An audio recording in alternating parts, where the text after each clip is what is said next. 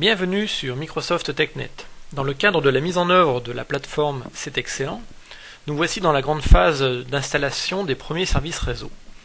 Dans cette e-démonstration, nous allons voir comment mettre en œuvre les services d'installation à distance, également appelés RIS, abréviation de Remote Installation Services. Notre plateforme de démonstration est toujours constituée de deux serveurs, DC1-siège et DC2-siège. Ces deux machines sont des contrôleurs de domaine Active Directory. Ils sont également chacun serveur DNS et le serveur DC2-siège est également un serveur DHCP. Nous allons installer sur le serveur DC2-siège les services d'installation à distance. Donc au final, ce serveur hébergera le service DNS, un serveur DHCP et le serveur RIS. Le service d'installation à distance, appelé également RIS pour Remote Installation Service, s'installe à partir de la console Ajout-suppression de programme. On vient se positionner sur les composants Windows, ajouter ou supprimer des composants Windows.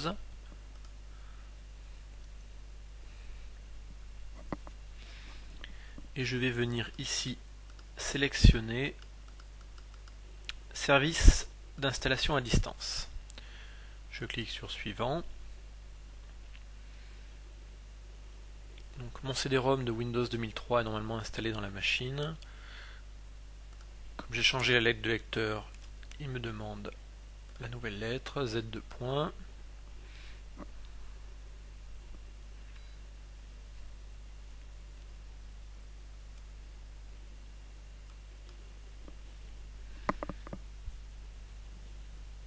Voilà.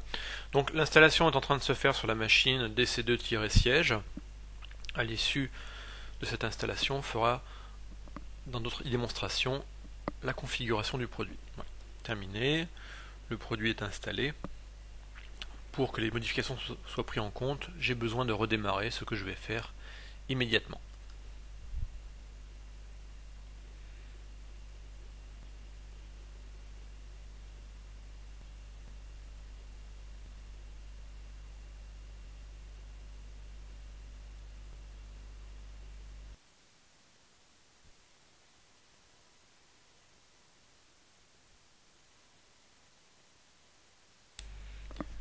La machine est maintenant redémarrée.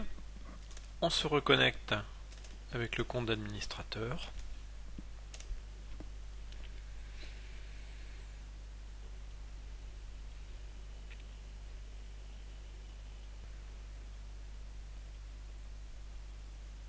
Maintenant que le service RIS est installé, nous allons faire la première configuration de celui-ci au travers d'un assistant. Pour cela, je clique sur Démarrer, tous les programmes, Outils d'administration, et je viens sur Installation des services d'installation à distance. Donc l'assistant va me servir en fait à préparer des installations de Windows pour des ordinateurs distants. Donc pour que tout cela fonctionne, il faut disposer des ressources suivantes. Donc l'ordinateur doit être membre du domaine, c'est le cas, la machine ici s'appelle DC2-siège et c'est un contrôleur de domaine Active Directory. Un serveur DHCP et un serveur DNS doivent être actifs sur le réseau. C'est le cas. Cette machine DC2-siège, tout comme la machine DC1-siège, sont tous les deux des serveurs DNS. Et la machine DC2 ici est également serveur DHCP. Un CD-ROM de Windows ou un dossier partagé qui contient les fichiers d'installation. Donc j'ai inséré ici dans la machine le CD-ROM d'installation de Windows XP en version Service Pack 2. Voilà, on retrouve ici le produit. Et des ordinateurs clients qui disposent soit d'une mémoire ROM de démarrage en PXE ou d'une carte réseau. Ça va être le cas dans notre infrastructure. Je clique sur Suivant. Ici, l'assistant me propose un endroit où copier en fait la structure d'installation.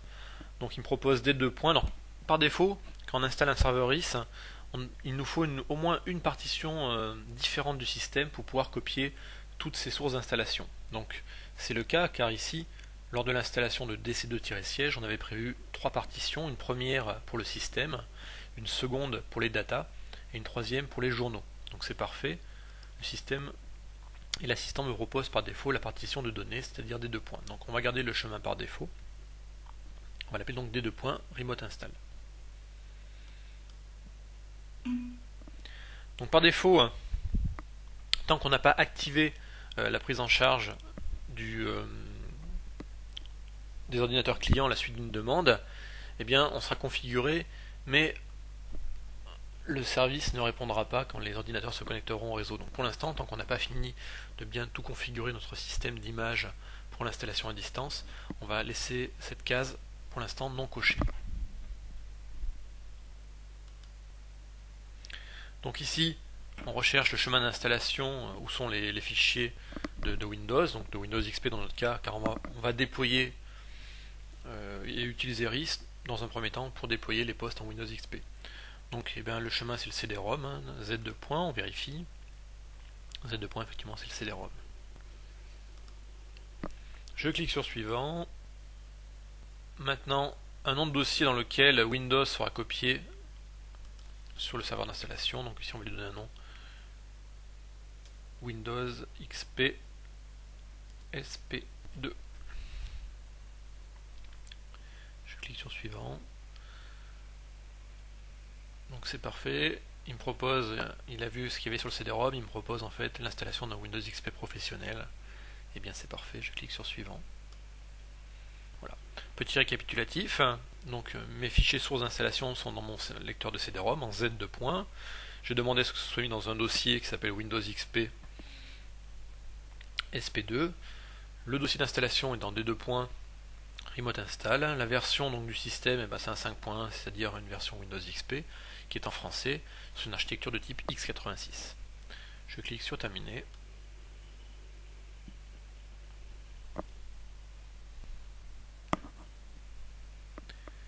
L'assistant va aller créer donc, le répertoire d'installation à distance, va commencer à copier les fichiers de Windows et préparer ensuite tout ce qui est fichier de mise à jour pour les écrans d'installation pour le process d'installation de Windows XP. Donc, pendant ce temps, si on regarde sur Explorer, voilà, on voit qu'il commence déjà à me créer l'arborescence derrière avec tout ce qui va bien. Donc on va le laisser tourner et copier ses fichiers et puis on le reprendra tout à l'heure. Une fois qu'il aura terminé, là l'opération prend le temps de la copie et de la préparation, donc ce qui peut prendre quelques minutes, voire quelques dizaines de minutes en fonction de la rapidité de votre lecteur de CD-ROM et de vos disques durs.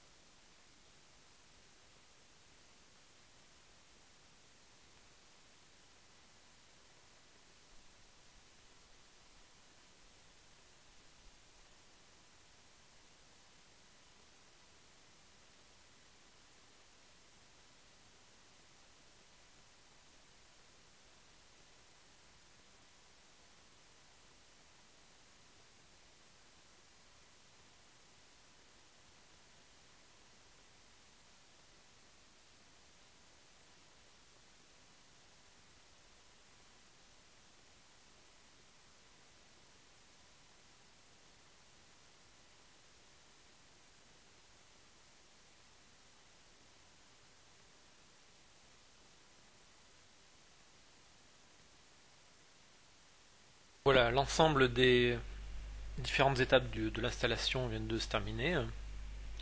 Donc on retrouve ici la copie de l'ensemble des fichiers de Windows, les mises à jour des différents écrans d'installation que l'on trouvera lorsqu'on déclenchera l'assistant d'installation à distance, la création des fichiers de réponse, la mise à jour du registre, plus également le démarrage des fameux services d'installation à distance et l'autorisation du serveur DHCP. Alors à savoir, c'est que dans notre cas, le service RIS est installé sur la même machine que le service DHCP. Si l'opération était faite sur deux services différents, en fait on aurait donc une machine qui serait la machine RIS qui serait également autorisée dans l'Active Directory plus le service DHCP. Donc je clique sur Terminer.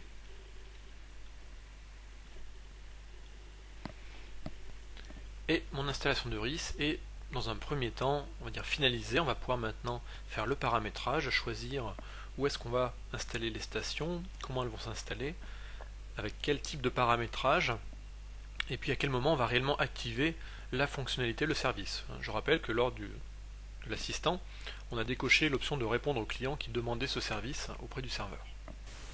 Cette démonstration est maintenant terminée. Elle se poursuivra dans une autre e-démonstration qui va présenter, elle, comment configurer et activer le serveur RIS pour déployer une première version de notre système d'exploitation côté client. Donc ce sera une installation à distance mais relativement basique car elle nécessitera encore la saisie d'informations. Par la suite, dans les e-démonstrations ultérieures, nous montrerons comment entièrement automatiser ce processus. A bientôt sur Microsoft TechNet.